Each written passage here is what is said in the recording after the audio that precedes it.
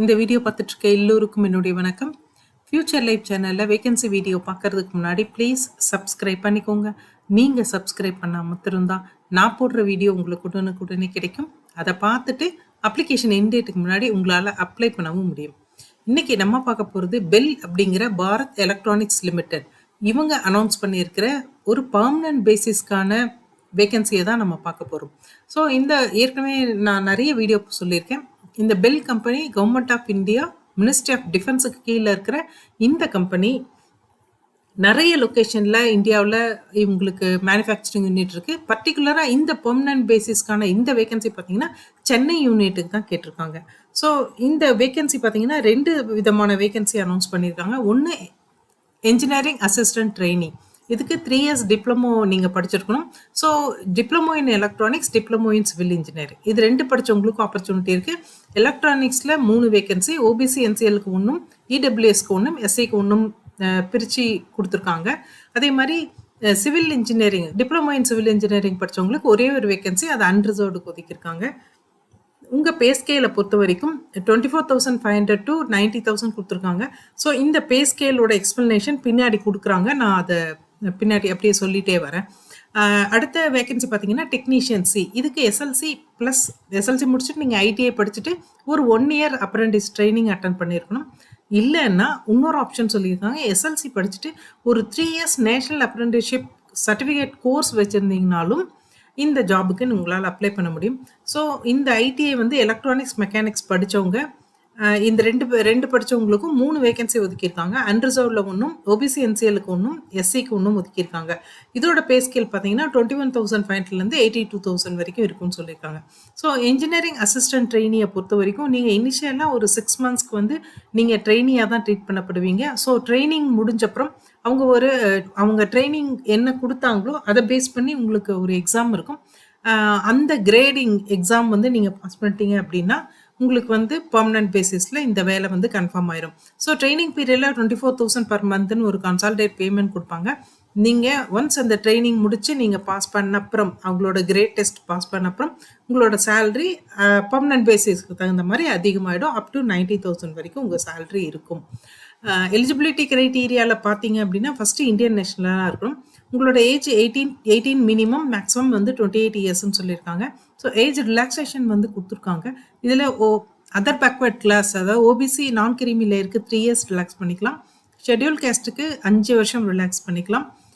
PWBD கேண்டிடேட்டுக்கு 10 years relax பண்ணிக்கலாம்னு சொல்லியிருக்காங்க. So educational குவாலிஃபிகேஷனை பொறுத்த வரைக்கும் என்ஜினியரிங் அசிஸ்டன்ட் ட்ரெயினி அப்படின்ற அந்த போஸ்ட்டுக்கு நீங்கள் 3 இயர்ஸ் டிப்ளமோ வந்து பண்ணியிருக்கணும். ரெகக்னைஸ்ட் யூனிவர்சிட்டி இன்ஸ்டிடியூஷனில், அதே மாதிரி ஃபுல் டைமில் பண்ணியிருக்கணும். நீங்கள் ஜென்ரல், ஓபிசி என்சிஎல், இடபிள்யூஎஸ் கேட்டகரியை சேர்ந்த ஸ்டூடெண்ட்டாக இருந்தால் 60 ஆர் அபவ் 60 மார்க் வாங்கி பாஸ் பண்ணியிருக்கணும்.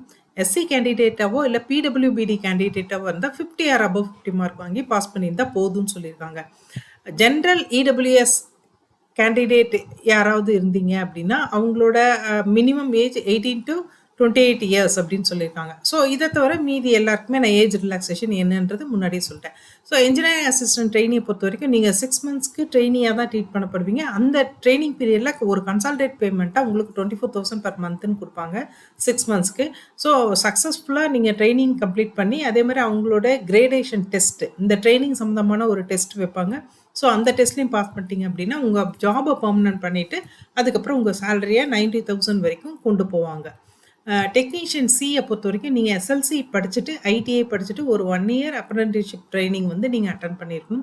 ஆர் இன்னொரு ஆப்ஷன் கொடுத்துருக்காங்க, எஸ்எல்சி படிச்சுட்டு ஒரு 3 years national apprenticeship certificate course பண்ணியிருந்தீங்க அப்படின்னா அவங்களும் இந்த ஜாப்க்கு அப்ளை பண்ணலாம். நீங்கள் ஜென்ரல், ஓபிசி என்சிஎல், இடபிள்யூஎஸ் கேண்டிடேட்டாக இருந்தால் 60 ஆர் அபவ் 60 மார்க் வாங்கி பாஸ் பண்ணியிருக்கணும். எஸ்சி கேண்டிடேட்டாவோ இல்லை பிடபிள்யூபிடி கேண்டிடேட்டாவோ இருந்தால் 50 ஆர் அபவ் 50 மார்க் வாங்கி பாஸ் பண்ணியிருக்கணும். இந்த ஏஜ் ரிலாக்ஸேஷன் எல்லாமே நான் முன்னாடியே சொல்லிட்டேன். Minimum 18 years, maximum 28 years. OBC என்சிஎலுக்கு வந்து 3 இயர்ஸும், எஸ்சிக்கு 5 இயர்ஸும், பிடபிள்யூபிடி கேண்டிடேட்டுக்கு 10 இயர்ஸும் ரிலாக்ஸ் பண்ணிக்கலாம்னு சொல்லியிருக்காங்க. எக்ஸ்பீரியன்ஸை பொறுத்த வரைக்கும் எதுவுமே தேவையில்லை. முக்கியமான ஒரு விஷயம், நீங்கள் தமிழ்நாடு எம்ப்ளாய்மெண்ட் எக்ஸ்சேஞ்சில் உங்களுடைய படிப்பை நீங்கள் வந்து பதிவு பண்ணி வச்சுருந்துருக்கணும். ஸோ அது வந்து மேண்டேட்ரி அப்படின்னு சொல்லியிருக்காங்க. யாரெல்லாம் எம்ப்ளாய்மெண்ட் எக்ஸ்சேஞ்சில் பதிஞ்சு வச்சுருக்கீங்களோ அவங்களுக்கு மாத்திரம் தான் இந்த வாய்ப்பு அப்படின்னு சொல்லியிருக்காங்க. அதே மாதிரி அந்த பதிஞ்சு வச்சிருக்கிற அந்த ரெஜிஸ்ட்ரேஷன் அப்படிங்கிறது ஆக்டிவாக இருக்கணும், எக்ஸ்பெரி ஆயிருக்கக்கூடாது. ஸோ அந்த இன்ஃபர்மேஷனும் இந்த அப்ளிகேஷனில் நீங்கள் கொடுக்க வேண்டியிருக்கும். செலெக்ஷனை பொறுத்த வரைக்கும் ஃபஸ்ட்டு உங்களுக்கு வந்து ப்ரொஃபஷ்னலாக உங்களை வந்து ஒரு ரிட்டன் டெஸ்ட்டுக்கு செலக்ட் பண்ணிடுவாங்க. அதுக்கப்புறம் உங்களுக்கு இன்ஃபார்ம் பண்ணுவாங்க என்னைக்கு அந்த எக்ஸாம் நடக்குது அப்படின்றது. மேக்ஸிமம் வந்து ஜூலை, ஆகஸ்ட்ல இருக்கும்னு சொல்லியிருக்காங்க. ஸோ இந்த செலக்ட் பண்ண இந்த கேண்டிடேட்டுக்கு ஹால் டிக்கெட்டும் உண்டு. அந்த ஹால் டிக்கெட் வந்து மேபி உங்கள் இமெயில் ஐடிக்கு வரலாம். ஆனால் கண்டிப்பாக உங்களோட வெப்சைட்டில் அப்டேட் பண்ணுவாங்க. ஸோ இந்த ரிட்டன் டெஸ்ட் அப்படின்றது சென்னையில் நடக்கும். ஸோ நீங்கள் சென்னையில் போய் அந்த எக்ஸாம் எழுதினப்புறம் அதில் குவாலிஃபை ஆகிறவங்களுக்கு டாக்குமெண்ட் வெரிஃபிகேஷன்லாம் பண்ணிவிட்டு உங்களுக்கு இந்த டெம்பரவரி ஜாப் ஃபஸ்ட்டு 6 மந்த்ஸ்க்கும் அதுக்கப்புறமா பெர்மனன்ட் ஜாபாகவும் கன்வெர்ட் பண்ணி தருவாங்க. ஸோ இது மீதி இன்ஃபர்மேஷன் எல்லாமே அவங்களோட வெப்சைட்டை நீங்கள் ரெகுலராக செக் பண்ணுங்கள். அப்போ தான் உங்களுக்கு கிடைக்கும். இது ஓஎம்ஆர் பேஸ்டு டெஸ்ட்டாக இருக்கும். இந்த ரிட்டன் டெஸ்ட்டு 150 மார்க்குக்கு டெஸ்ட்டு வைப்பாங்க. ஸோ அது உங்களுடைய படிப்பை பேஸ் பண்ணி தான் இருக்கும். ஸோ ஃபஸ்ட்டு பார்ட் 1ல் வந்து ஜென்ரல் ஆப்டிடியூடாகவும் 50 மார்க்குக்கு இருக்கும். அதே மாதிரி பார்ட் 2ல் டெக்னிக்கல் ஆப்டிடியூட், நீங்கள் என்ன படிச்சீங்க, எலக்ட்ரானிக்ஸா, சிவிலா, என்னவோ அந்த மெக்கானிக்கலா என்ன படிச்சிருக்கீங்களோ அதை பேஸ் பண்ணி ஒரு 100 மார்க்ஸ்க்கான கொஷின்ஸ் இருக்கும். ஸோ இதுதான் 150 மார்க்குக்கான கொஷின். ஸோ மினிமம் வந்து நீங்கள் ஜென்ரல் ஓபிசி இடபிள்யூஎஸ் கேண்டிடேட்டை சேர்ந்தவங்களா இருந்தால் பார்ட் 1ல் 35% கண்டிப்பாக எடுக்கணும். அது எக்ஸாம்பிள் என்ன அப்படின்னா 100க்கு 35 மார்க் கண்டிப்பாக எடுக்கணும். பார்ட் 2ல் 35% கண்டிப்பாக எடுக்கணும். எஸ்சி கேண்டிடேட்டாவோ இல்லை பிடபிள்யூபிடி கேண்டிடேட்டாக இருந்தால் பார்ட் 1ல் 30 மார்க் எடுத்தால் போதும். அதாவது 30% எடுத்தால் போதும். பார்ட் 2ல் 30% எடுத்தால் போதும். இது வந்து மினிமம் குவாலிஃபை தான். இதுக்கு மேலே எவ்வளோ எடுக்கிறீங்களோ அவங்க தான் மெரிட் லிஸ்ட்டில் ஃபஸ்ட்டு வருவாங்க, யார் அதிகமான மார்க் எடுக்கிறாங்களோ. ஸோ அதை ஞாபகம் வச்சுட்டு நீங்கள் வந்து நல்லா எழுதணும் அப்படின்றது தான் இவங்க சொல்ல வர்றதே. அதே மாதிரி ப்ரொஃபஷனலி செலக்டட் கேண்டிடேட் தான் ரிட்டன் டெஸ்ட்டுக்கு கூப்பிடுவாங்க உங்களுக்கு. ஸோ ரிட்டன் டெஸ்ட் வந்து ஜூலை இல்லை ஆகஸ்ட் 2026 அன்னைக்கு டென்டேட்டிவாக நடக்கும். ஆனால் டேட் வந்து உங்களுக்கு தனியாக இன்ஃபார்ம் பண்ணுவாங்க. பேமெண்ட்டை பொறுத்த வரைக்கும் உங்களுக்கு ஆல்ரெடி சொன்னது தான்.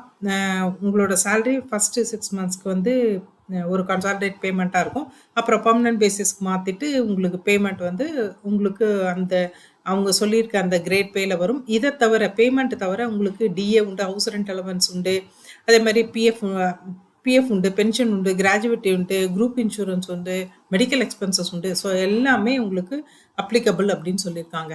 அப்ளிகேஷன் ஃபீஸை பொறுத்த வரைக்கும் 250 ரூபா ப்ளஸ் ஜிஎஸ்டி, அதாவது 295 வரும் அப்படின்னு சொல்லியிருக்காங்க. அது ஜென்ரல் ஓபிசி என்சிஎல் கேண்டிடேட்டுக்கு. SC ST PWBD ex service man கேண்டிடேட்டுக்கு ஃபுல்லாகவே ஃபீஸ் எதுவுமே கிடையாது, நீங்கள் அப்ளை பண்ணால் போதும்னு சொல்லியிருக்காங்க. அதே மாதிரி அப்ளிகேஷன் ஃபீஸை பொறுத்த வரைக்கும் நீங்கள் எஸ்பிஐ கலெக்ட் அப்படின்ற மோடில் வந்து நீங்கள் வந்து இந்த அப்ளிகேஷன் ஃபீஸை பே பண்ணணும்.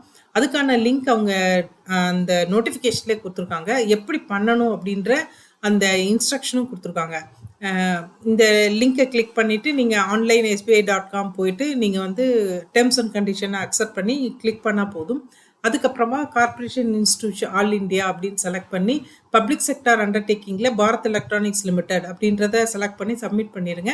அதுக்கப்புறமா பேமெண்ட் கேட்வே வந்து போகும்போது நீங்கள் recruitment non executive engineering assistant trainee அதுக்கு அப்ளை பண்ணுறீங்கன்னா அதை செலக்ட் பண்ணுங்கள். இல்லைனா recruitment non executive technician C Chennai unit இதை செலக்ட் பண்ணிவிட்டு அதுக்கப்புறமா பேமெண்ட்டை வந்து நீங்கள் கொடுங்க. பேமெண்ட் வந்து உங்களுக்கு ஆன்லைனில் வரும். இல்லை உங்களுக்கு இதெல்லாம் பேமெண்ட் பண்ண முடியாது எனக்கு அப்படின்னா நீங்கள் எஸ்பிஐ பேங்க்குக்கு போயிட்டீங்கனாலும் இதே விஷயத்த உங்களால் பண்ணிட முடியும். இதை தவிர வந்து இந்த நோட்டிஃபிகேஷன் இருக்கு இல்லையா, இதுலேயே இந்த பேமெண்ட்டுக்கான லிங்க்கும் இருக்குது, அப்ளிகேஷனுக்கான லிங்க்கும் இருக்குது.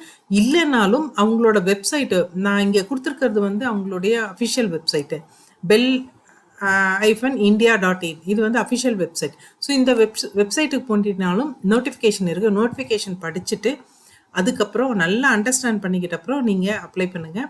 நோட்டிஃபிகேஷனுக்கான லிங்க்கும் கொடுத்துருக்கேன். நேராக இந்த லிங்கை டச் பண்ணிங்கனாவே நோட்டிஃபிகேஷன் பேஜுக்கு போயிடும். இந்த அப்ளிகேஷனுக்கான லாஸ்ட் டேட் பார்த்தீங்கன்னா 8th ஜூலை 2026. ஸோ அதுக்கு முன்னாடி நீங்கள் இதை அப்ளை பண்ணி முடிச்சிருக்கணும். அப்ளை பண்ண போகிற எல்லோருக்கும் பெஸ்ட் ஆஃப் லக். அதே மாதிரி இந்த வீடியோ பார்த்த எல்லோருக்கும் ரொம்ப தேங்க்ஸ். நெக்ஸ்ட் வேறு ஏதாவது ஒரு வேகன்சி வீடியோவில் பார்ப்போம். தேங்க்யூ.